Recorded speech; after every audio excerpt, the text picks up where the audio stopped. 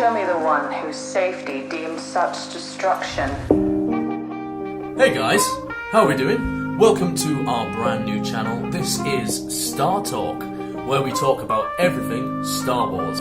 This series, what we're currently making, is a review, chronologically, of all of the episodes of Star Wars. Be sure to follow us on Twitch, right down here. LRoop on Twitch. We go live Mondays, Fridays and Sundays, 7 PM. All Star Wars related, and a little bit of space related as well in there. And also check us out on our other channel, which is the Big Joe Squad, right above there. And that is a collective of different YouTubers and different content creators as well in there. But you know what? Let's get into the first episode of Star Talk.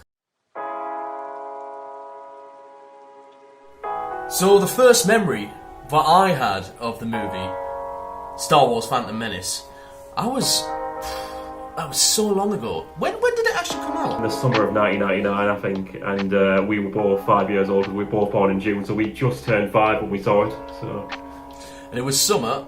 I was only a little tyke. And I remember my uncle was a massive fan of Star Wars, and he got us into all of the originals beforehand, so I'd watched all them, and it was time to take us to go see my first Star Wars movie in the cinema. And being 5 years old, I don't remember a lot, but I can imagine I was amazed. It's quite good though, because it's kind of like your uncle's generation, you know, like bringing the new generation into Star Wars, and it's like these films, like these prequel films, were like the old generation bringing Star Wars into the new generation, wasn't it? So into the new generation, exactly. We were only 5 years old at the time saying that. So yeah. I just remember the whole day. You don't tend to remember a lot of things when you're younger, like a lot of things when you're younger, like at that age. But I remember being on this field. My mum was there, my uncle was there. I was just running around the little field, really excited to watch Star Wars. But I don't actually remember being in the cinema. I don't remember that, but I remember the build-up to actually going to see it, which is crazy. You don't remember a lot of things. There's a rare amount of things that you know from when you're younger. Yeah, I don't remember seeing it much in the cinema, but because I saw it in Florida, because when I was 5 years old, I went on holiday in Florida with my family, and there was we did a lot on the holiday and that. But I did see it in the cinema in Florida with my mum and me nana and my brother and my sister. So we all went on holiday together and we all saw it then. So it was we went for a long holiday though, so we did a lot. So I don't particularly remember that, but I do know that I did go see it in Florida. For you, in this movie, what really stood out for you in The Phantom Menace? For me, it has to be Maul. It has to be Maul for Maul. me. Yeah, I agree. Maul did he was like the icon of the film, I think, you know, for episode 1. We always know from reviews, a lot of the film gets criticism from the old time fans. Oh, yeah. They said it was because of how different it was to the original trilogy. But I've always noticed, no matter what criticism, you always see a lot of criticism for the prequels, but I always notice that Darth Maul always stands out. No matter who reviews it, everyone always likes Darth Maul. The big thing that came out of this is that you got to see that Anakin wasn't a bad guy. He was not a bad guy. He was just this little kid, has obviously been put through slavery, denied by the Jedi Council multiple times.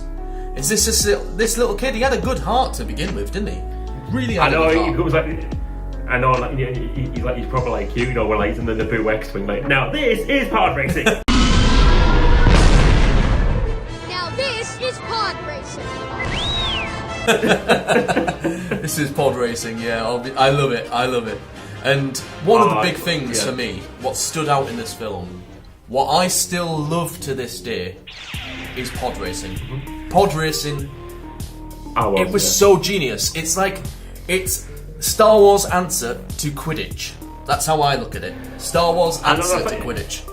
It's like the Quidditch scenes of compared to Harry Potter. You know, like you saw like an alien like death race. You know, like on a desert world. You know, on Star Wars, like, the new Star Wars. And I'm like, oh, this is class. This, you know, it's what I mean? fantastic, like, isn't it?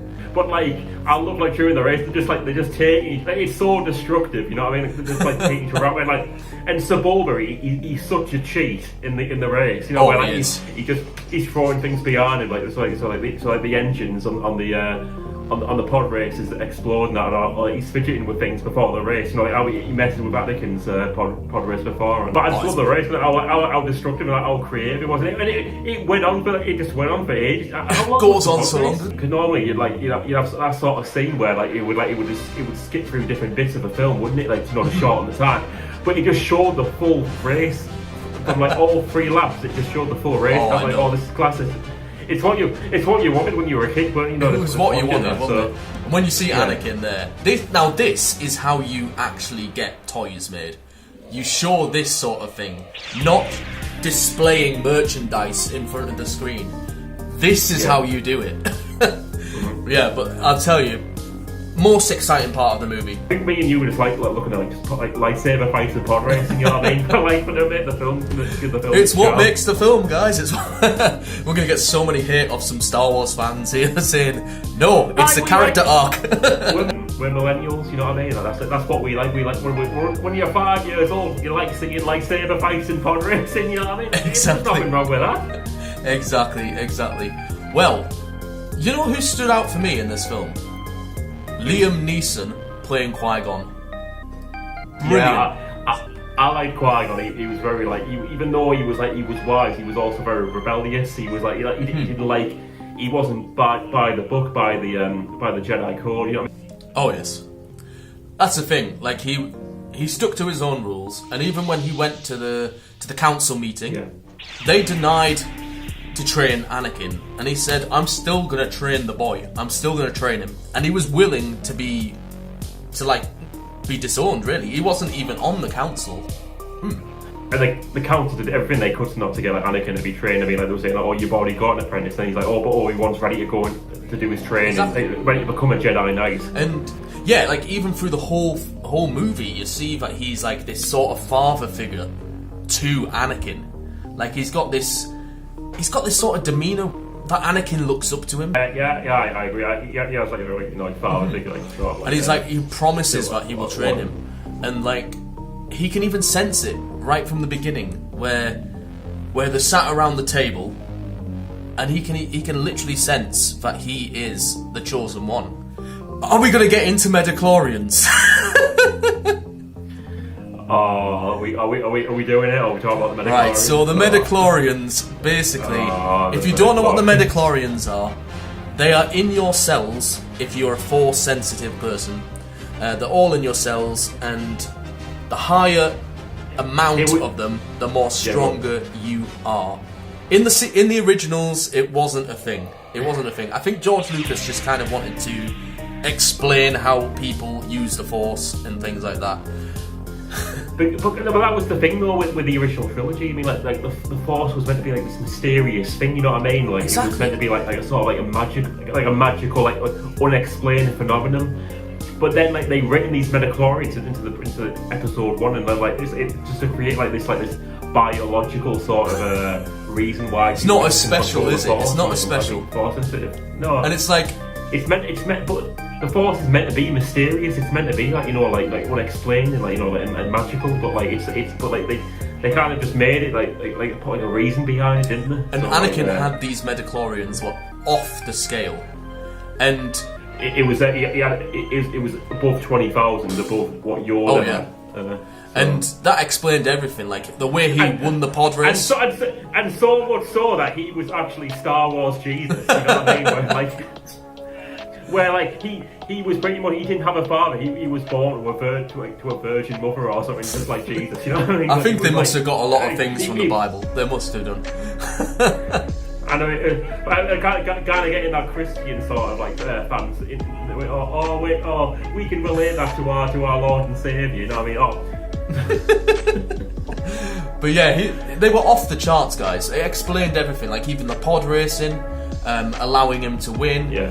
And then even the final bit was where force he sensitive blows up with the those Trade reflexes. Federation starship, he just blows it up, and like Yeah.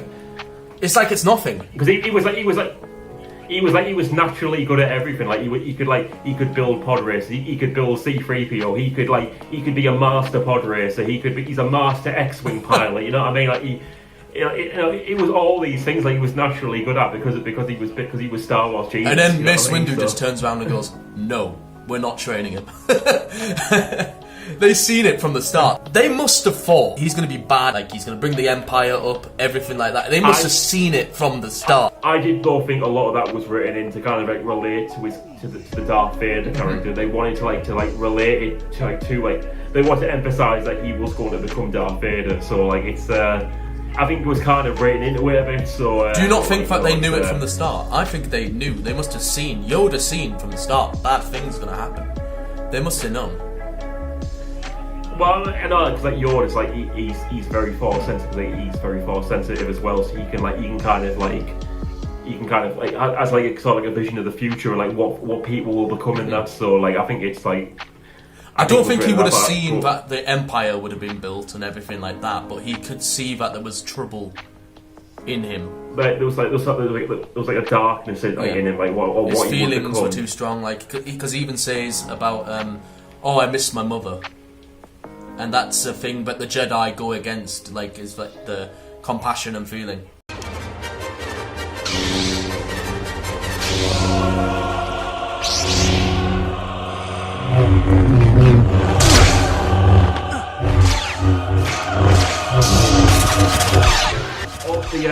The Naboo infiltration squad. They're walking through, but then Darth Maul shows up And the it's doors just open, he lifts up the hood, and then he lifts up, and then he holds the lightsaber out, and it's like a dual lightsaber. You know, the first ever time you've seen that sort of that. weapon. Oh my gosh, it is literally And you're amazing. You know what I mean? And then Obi-Wan, and I love that scene, where they're the camera zooms in on all their faces, But it's like determined faces, to fight each other. And then he's going, oh yeah. I mean, it was class, you know what I mean? That's so fighting.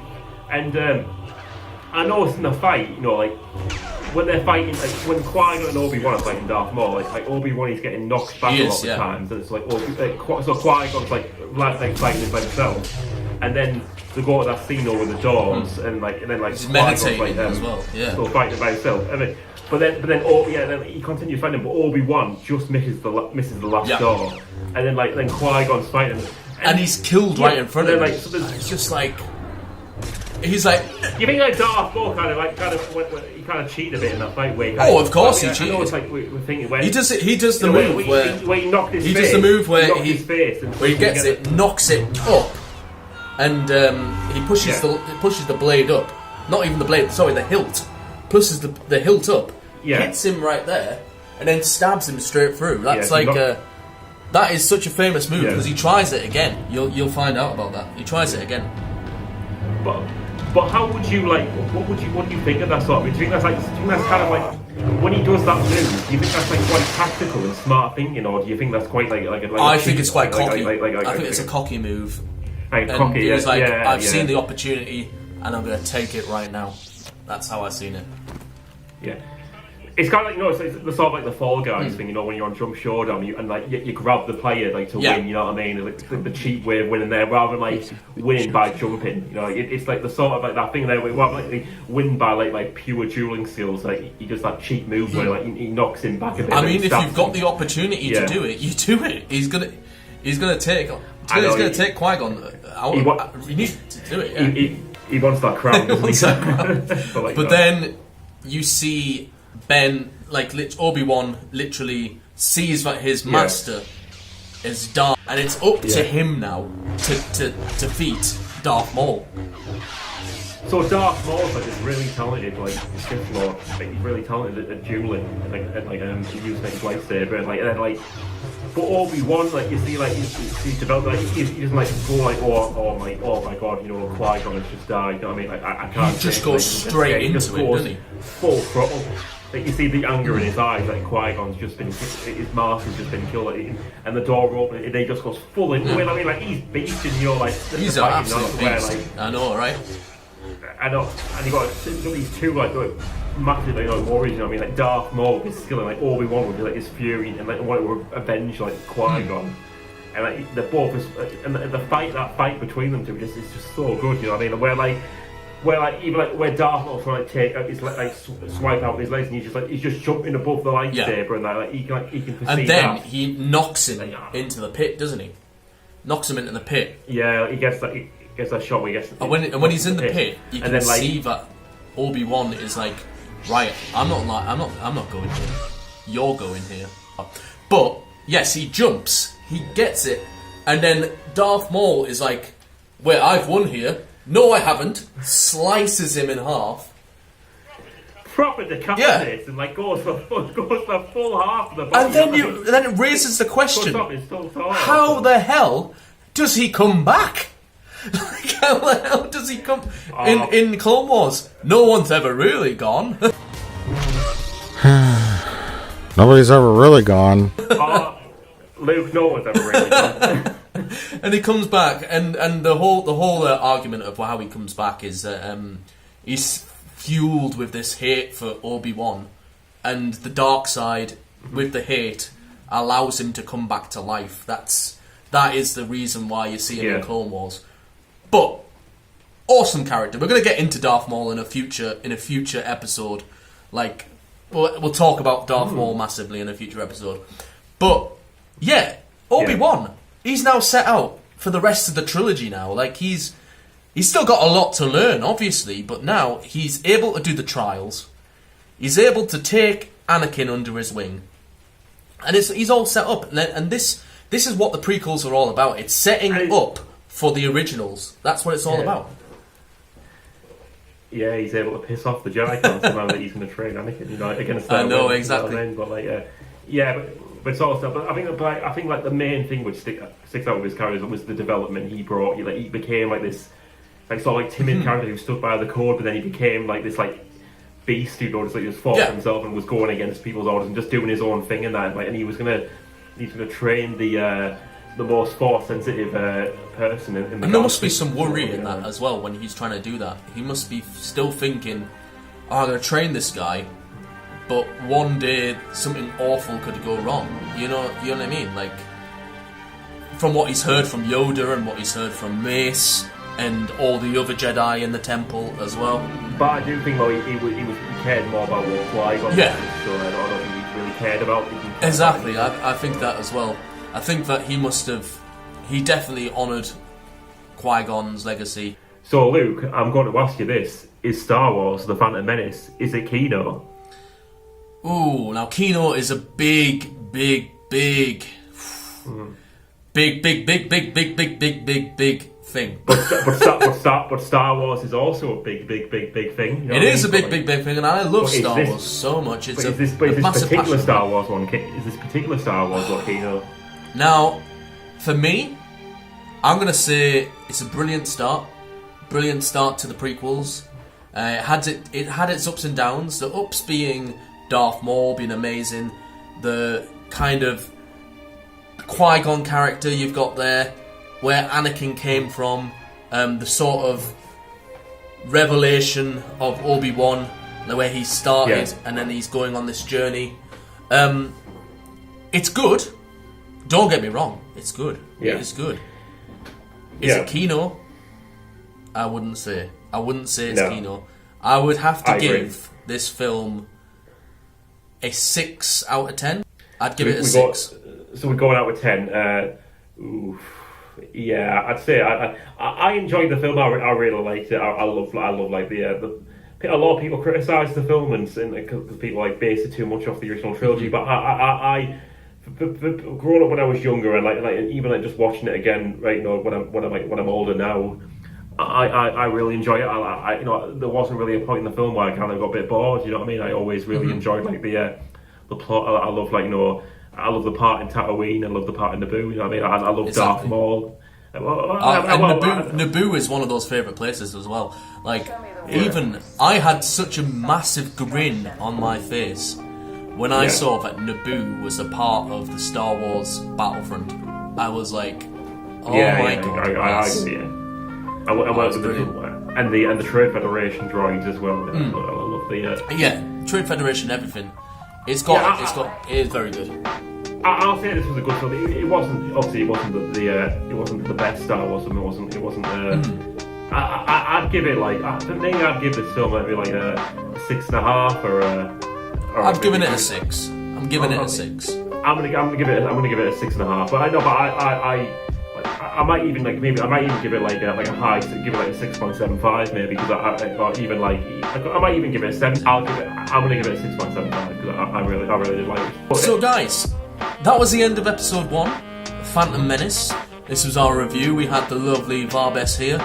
Also guys, if you do fancy being in any of these episodes as a co-host, let me know. Let me know in the comments. Also, let us know in the Twitch. We stream, as I say, every Monday, every Friday, and every Sunday, 7 PM. Battlefront streamer, right here.